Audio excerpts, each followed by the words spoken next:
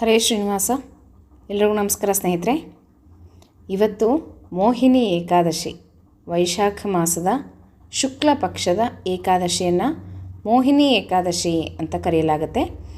ಈ ಏಕಾದಶಿಯ ಮಹತ್ವವನ್ನು ಇವತ್ತು ನಿಮಗೆ ತಿಳಿಸ್ಕೊಡ್ತಾ ಇದ್ದೀನಿ ಸ್ನೇಹಿತರೆ. ಏಕಾದಶಿಯ ವಿಡಿಯೋ ಹಿಂದಿನ ದಿವಸ ಹಾಕ್ತಾಯಿದ್ದೆ. ನಿನ್ನೆ ಸ್ವಲ್ಪ ನಾನು ಬ್ಯುಸಿ ಇದ್ದೆ, ಹಾಗಾಗಿ ನಿಮಗೆ ಏಕಾದಶಿ ವಿಡಿಯೋ ಹಾಕಲಿಕ್ಕೆ ಆಗಲಿಲ್ಲ.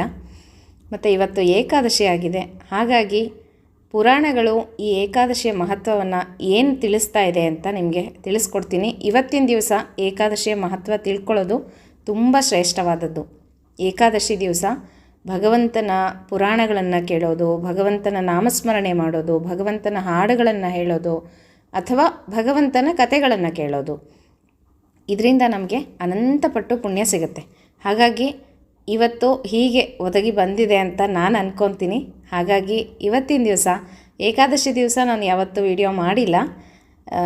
ಮತ್ತು ಈ ಒಂದು ಮೋಹಿನಿ ಏಕಾದಶಿಯ ಬಗ್ಗೆ ನೀವೆಲ್ಲ ತಿಳ್ಕೋಬೇಕು, ಹಾಗಾಗಿ ಈ ವಿಡಿಯೋ ಮಾಡ್ತಾಯಿದ್ದೀನಿ. ಎಲ್ಲರೂ ಸಹ ಮೋಹಿನಿ ಏಕಾದಶಿಯನ್ನು ಆಚರಣೆಯನ್ನು ಮಾಡ್ತಾ ಇದ್ದೀರಾ ಇವತ್ತು. ಹಾಗಾಗಿ ಈ ಒಂದು ಮೋಹಿನಿ ಏಕಾದಶಿಯ ಮಹತ್ವವನ್ನು ತಿಳ್ಕೊಂಡು ಪುಣ್ಯವನ್ನು ಸಂಪಾದನೆ ಮಾಡಿಕೊಳ್ಳ್ರಿ ಅಂತ ಹೇಳ್ತೀನಿ. ನೋಡಿರಿ ಸ್ನೇಹಿತರೆ, ವೈಶಾಖ ಮಾಸದ ಶುಕ್ಲ ಪಕ್ಷದ ಏಕಾದಶಿ ಮೋಹಿನಿ ಏಕಾದಶಿಯ ಬಗ್ಗೆ ಪದ್ಮಪುರಾಣ ಏನು ತಿಳಿಸುತ್ತೆ ಅಂತ ನಾವೀಗ ತಿಳ್ಕೊಳ್ಳೋಣಂತೆ. ನಾವು ಯಾವುದಾದ್ರೂ ಮೋಹಕ್ಕೆ ಒಳಗಾಗಿ ತಪ್ಪುಗಳನ್ನು ಮಾಡ್ತೀವಿ, ಅಂದರೆ ಪಾಪಗಳನ್ನು ಮಾಡ್ತೀವಿ. ಅಂತಹ ಪಾಪಗಳನ್ನು ಪರಿಹಾರ ಮಾಡಿಕೊಳ್ಳುವಂತಹ ಏಕಾದಶಿ ಇದು ಮೋಹಿನಿ ಏಕಾದಶಿ ಅಂತ ಕರೆಯಲಾಗುತ್ತೆ. ತಿಳಿದು ಮಾಡ್ತೀವಿ, ತಿಳಿದೇನೋ ಮಾಡ್ತೀವಿ, ಪಾಪ ಕಾರ್ಯಗಳನ್ನು ದಿನನಿತ್ಯವಾಗಿ ಮಾಡ್ತಾ ಇರ್ತೀವಿ. ಆ ತಪ್ಪು, ಅದರಿಂದ ಪಾಪ ಬರುತ್ತೆ ಅಂತ ಗೊತ್ತಿರುತ್ತೆ, ಆದರೂ ಸಹ ಮಾಡ್ತೀವಿ. ಅದು ತಿಳಿದು ಮಾಡುವಂಥ ತಪ್ಪು. ನಮಗೆ ಗೊತ್ತಿಲ್ಲದೆ ತಪ್ಪುಗಳನ್ನು ಮಾಡ್ತೀವಿ, ಅದರಿಂದನೂ ಸಹ ಪಾಪ ಬರುತ್ತೆ. ಅದು ತಿಳಿದೇ ಮಾಡುವಂಥ ತಪ್ಪುಗಳು. ಇಂತಹ ಪಾಪಗಳನ್ನು ಪರಿಹಾರ ಮಾಡುವಂಥ ಏಕಾದಶಿ ಈ ಒಂದು ಮೋಹಿನಿ ಏಕಾದಶಿ ಅಂತ ಕರೆಯಲಾಗುತ್ತೆ. ಏನು ಇದರ ಮಹತ್ವ ಏನು ಈ ಏಕಾದಶಿದು ಅಂತಂದರೆ, ಒಂದು ಕಥೆ ಇದೆ. ಒಬ್ಬ ವೈಶ್ಯ ಇರ್ತಾನೆ, ಅಂದರೆ ವ್ಯಾಪಾರವನ್ನು ಮಾಡ್ತಕ್ಕಂಥವ್ರಿಗೆ ವೈಶ್ಯರು ಅಂತ ಕರೀತಾರೆ. ಇವನು ಒಳ್ಳೆಯ ವ್ಯಕ್ತಿಯಾಗಿರ್ತಾನೆ, ಜನರಿಗೆ ನೀರಿನ ವ್ಯವಸ್ಥೆಯನ್ನು ಮಾಡಿರ್ತಾನೆ ಊರಿನಲ್ಲಿ, ಮತ್ತು ಪುಣ್ಯ ಕಾರ್ಯಗಳನ್ನು ಮಾಡ್ತಾ ಇರ್ತಾನೆ, ಜನರಿಗೆ ಸಹಾಯವನ್ನು ಮಾಡ್ತಾ ಇರ್ತಾನೆ. ಊರಿನಲ್ಲಿ ತುಂಬ ಗೌರವವನ್ನು ಕೊಡ್ತಾ ಇರ್ತಾರೆ, ಯಾಕಂದರೆ ಜನರಿಗೆ ಸಹಾಯವನ್ನು ಮಾಡ್ತಾನೆ ಅನ್ನುವಂಥ ಉದ್ದೇಶದಿಂದ. ಈ ಒಂದು ವೈಶ್ಯನಿಗೆ 5 ಜನ ಮಕ್ಕಳಿರ್ತಾರೆ. ಅವನ ಕೊನೆ ಮಗ ಒಬ್ಬನು ದುಷ್ಟಬುದ್ಧಿ ಅಂತ ಹೇಳಿಬಿಟ್ಟು ಅವನ ಹೆಸರು. ನೋಡ್ರಿ ಹೆಸರು ಹೇಗಿಟ್ಟಿದ್ದಾರೆ ಅಂತ ಹೇಳಿ, ದುಷ್ಟಬುದ್ಧಿ. ಇವನಿಗೆ ಬರೀ ದುಷ್ಟಬುದ್ಧಿನೇ ಇರುತ್ತೆ.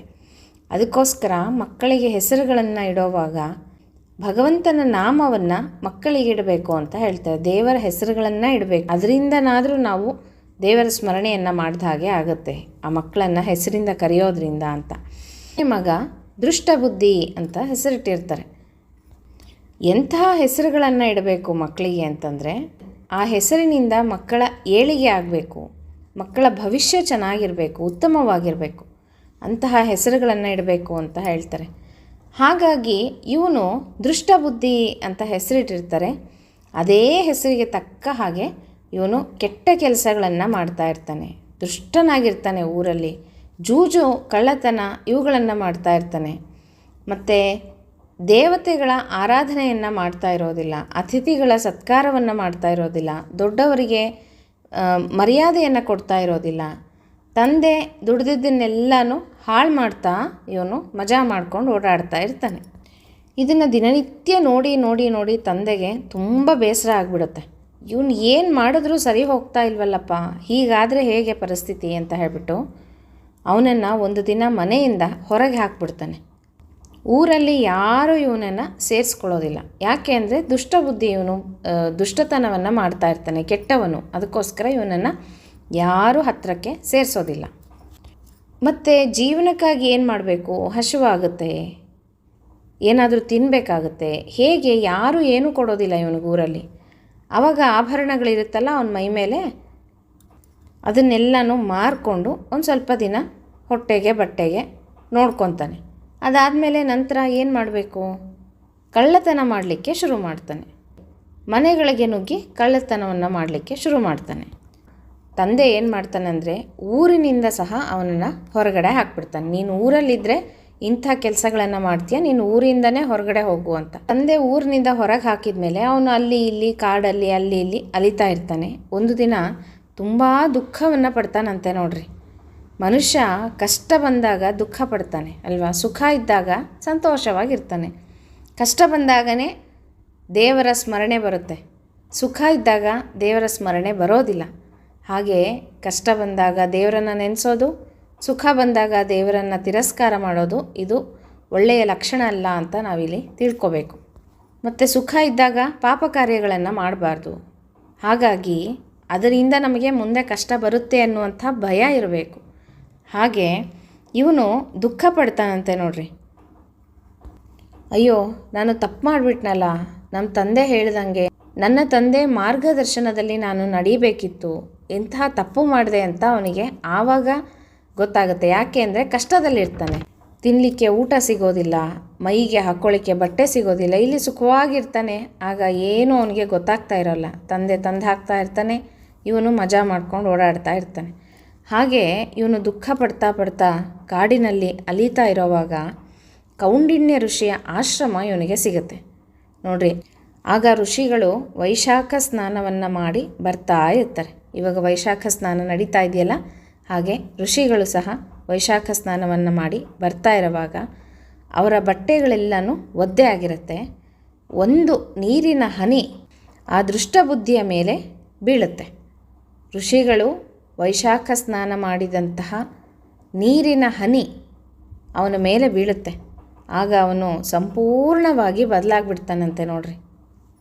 ಅವನ ಮನಸ್ಸು ಪೂರ್ತಿ ಬದಲಾವಣೆ ಆಗಿಬಿಡುತ್ತೆ. ಅದಕ್ಕೋಸ್ಕರ ಜ್ಞಾನಿಗಳ ಗುರುಗಳ ದರ್ಶನ ಆವಾಗವಾಗ ನಾವು ಮಾಡ್ತಾ ಇರಬೇಕು. ದೇವರ ದರ್ಶನ ಯಾಕೆ ಅಂದರೆ ನಾವು ಮಾಡಿದಂಥ ಪಾಪ ಕಾರ್ಯಗಳು ಕಳೀತಾ ಹೋಗುತ್ತೆ. ಹಾಗಾಗಿ ಪಾಪ ಕರ್ಮಗಳ ಒಂದು ಪರಿಹಾರಕ್ಕಾಗಿ ನಾವು ಗುರುಗಳ, ಹಿರಿಯರ ಮತ್ತು ಜ್ಞಾನಿಗಳ ದೇವರ ದರ್ಶನವನ್ನು ಮಾಡಬೇಕು ಅಂತ ಹೇಳ್ತಾರೆ. ಹಾಗೆ ಇವನಿಗೆ ಆಯಿತು. ಗುರುಗಳ ಒಂದು ದರ್ಶನದಿಂದನೂ ಪುಣ್ಯ ಸಿಕ್ತು. ಮತ್ತು ಅವರು ವೈಶಾಖ ಸ್ನಾನ ಮಾಡಿದಂಥ ನೀರಿನ ಹನಿಯಿಂದ ಇವನ ಮನಸ್ಸೇ ಬದಲಾವಣೆ ಆಗಿಬಿಡುತ್ತೆ. ಅವರಿಗೆ ಸಾಷ್ಟಾಂಗ ನಮಸ್ಕಾರವನ್ನು ಮಾಡ್ತಾನೆ. ಸ್ವಾಮಿ, ನನ್ನ ಪಾಪಕ್ಕೆ ಪರಿಹಾರವನ್ನು ಹೇಳ್ರಿ. ಇಂತಹ ಪಾಪ ಕಾರ್ಯಗಳನ್ನು ನಾನು ಮಾಡಿದ್ದೀನಿ. ನನ್ನ ತಂದೆಗೆ ಇಷ್ಟು ದುಃಖವನ್ನು ಕೊಟ್ಟಿದ್ದೀನಿ. ಇದಕ್ಕೆ ಏನಾದರೂ ಪರಿಹಾರ ಹೇಳಬೇಕು ನೀವು ಅಂತ ಋಷಿಗಳನ್ನು ಕೇಳ್ಕೊತಾನೆ. ಆವಾಗ ಋಷಿಗಳು ಹೇಳ್ತಾರೆ, ಒಳ್ಳೆಯ ಸಮಯಕ್ಕೆ ನೀನು ಬಂದಿದೆಯಾ. ಈಗ ವೈಶಾಖ ಮಾಸ ನಡೀತಾ ಇದೆ. ಇದರಲ್ಲಿ ಬರುವಂಥ ಮೋಹಿನಿ ಏಕಾದಶಿ, ಈ ವ್ರತವನ್ನು ನೀನು ಭಕ್ತಿಯಿಂದ ಮಾಡು. ಶ್ರೀಹರಿಗೆ ಸಮರ್ಪಣೆಯನ್ನು ಮಾಡು. ಇದರಿಂದ ನಿನ್ನ ಪಾಪಗಳೆಲ್ಲನೂ ಪರಿಹಾರ ಆಗುತ್ತೆ. ನಿನಗೆ ಸದ್ಬುದ್ಧಿ ಪ್ರಾಪ್ತಿಯಾಗುತ್ತೆ. ನಿನ್ನ ಜೀವನದಲ್ಲಿ ಒಳ್ಳೆಯ ಬದಲಾವಣೆ ಬರುತ್ತೆ ಅಂತ ಹೇಳ್ತಾರೆ. ಆಗ ಈ ಒಂದು ದುಷ್ಟಬುದ್ಧಿ ಏನಿರ್ತಾನೆ ಇವನು ಭಕ್ತಿ ಶ್ರದ್ಧೆಗಳಿಂದ ಈ ಒಂದು ಮೋಹಿನಿ ಏಕಾದಶಿಯನ್ನು ಆಚರಣೆಯನ್ನು ಮಾಡ್ತಾನೆ. ಹಾಗೆಯೇ ಏಕಾದಶಿ ಆಚರಣೆಯನ್ನು ಭಕ್ತಿಯಿಂದ ಮಾಡಿ ದುಷ್ಟಬುದ್ಧಿ ಅವನ ಪಾಪ ಪರಿಹಾರವನ್ನು ಮಾಡ್ಕೊತಾನೆ. ಕೊನೆಗೆ ಭಗವಂತನ ಲೋಕವನ್ನು ಸೇರ್ತಾನೆ ಅಂತ ಹೇಳ್ತಾರೆ. ಈ ಕಥೆಯೇ ಪಾಪಗಳನ್ನು ಕಳೆಯುವಂಥದ್ದು ಅಂತ. ಈ ಕಥೆಯನ್ನು ಯಾರು ಕೇಳ್ತಾರೋ ಅವರ ಪಾಪಗಳು ಪರಿಹಾರ ಆಗುತ್ತಂತೆ ನೋಡ್ರಿ. ಎಷ್ಟು ಸುಲಭ ಉಪಾಯ ಇದೆ. ಅದಕ್ಕೋಸ್ಕರ ನಾನಿವತ್ತು ಈ ಒಂದು ಕಥೆಯನ್ನು ನಿಮಗೆ ತಿಳಿಸ್ಕೊಟ್ಟೆ. ಹೆಂಗೂ ಏಕಾದಶಿ ಆಗಿದೆ, ಉಪವಾಸವನ್ನು ಮಾಡ್ತಾ ಇರ್ತೀರಾ. ಹಾಗೆಯೇ ಈ ಒಂದು ಕಥೆಯನ್ನು ಕೇಳಿ ನಾವು ಮಾಡಿದಂಥ ಪಾಪಗಳನ್ನು ಪರಿಹಾರ ಮಾಡ್ಕೊಳ್ಳೋಣ ಅಲ್ವಾ ಸ್ನೇಹಿತರೆ. ಈ ಒಂದು ಕಥೆಯನ್ನು ಯಾರು ಕೇಳ್ತಾರೋ ಅವರ ಪಾಪಗಳು ಪರಿಹಾರ ಆಗುತ್ತೆ ಅಂತ ಹೇಳಿ ವಸಿಷ್ಠರು ಹೇಳ್ತಾರಂತೆ. ಇಂತಹ ಒಂದು ಪರಮ ಪವಿತ್ರವಾದಂಥ ಏಕಾದಶಿ, ಮೋಹಿನಿ ಏಕಾದಶಿ, ಎಲ್ಲರೂ ಭಕ್ತಿಪೂರ್ವಕವಾಗಿ ಆಚರಣೆಯನ್ನು ಮಾಡಿರಿ. ಮತ್ತು ನಾಳೆ ಬೆಳಗ್ಗೆ ಮಧುಸೂದನ ರೂಪಿ ಪರಮಾತ್ಮನಿಗೆ ಈ ಏಕಾದಶಿಯ ಸಮರ್ಪಣೆಯನ್ನು ಮಾಡಿರಿ. ಮಧುಸೂದನನಿಗೆ ಕೃಷ್ಣಾರ್ಪಣ ಅಂತ ಹೇಳಿ ಏಕಾದಶಿಯನ್ನು ಸಮರ್ಪಣೆಯನ್ನು ಮಾಡಿರಿ. ನಾಳೆ ದ್ವಾದಶಿ ಪಾರಣೆ ಬೆಳಗ್ಗೆ 6:06 ನಂತರ ಊಟವನ್ನು ಮಾಡಬೇಕು. ಇದಿಷ್ಟು ಮೋಹಿನಿ ಏಕಾದಶಿಯ ಮಹತ್ವ ಸ್ನೇಹಿತರೆ. ನೀವು ಎಲ್ಲ ಭಕ್ತಿಯಿಂದ ಕೇಳ್ರಿ ಮತ್ತು ಏಕಾದಶಿಯನ್ನು ಭಕ್ತಿಯಿಂದ ಆಚರಣೆಯನ್ನು ಮಾಡಿರಿ ಅಂತ ಹೇಳ್ತಾ ಮತ್ತೆ ಮುಂದಿನ ವಿಡಿಯೋ ಒಟ್ಟಿಗೆ ಸಿಗ್ತೀನಂತೆ. ಹರೇ ಶ್ರೀನಿವಾಸ.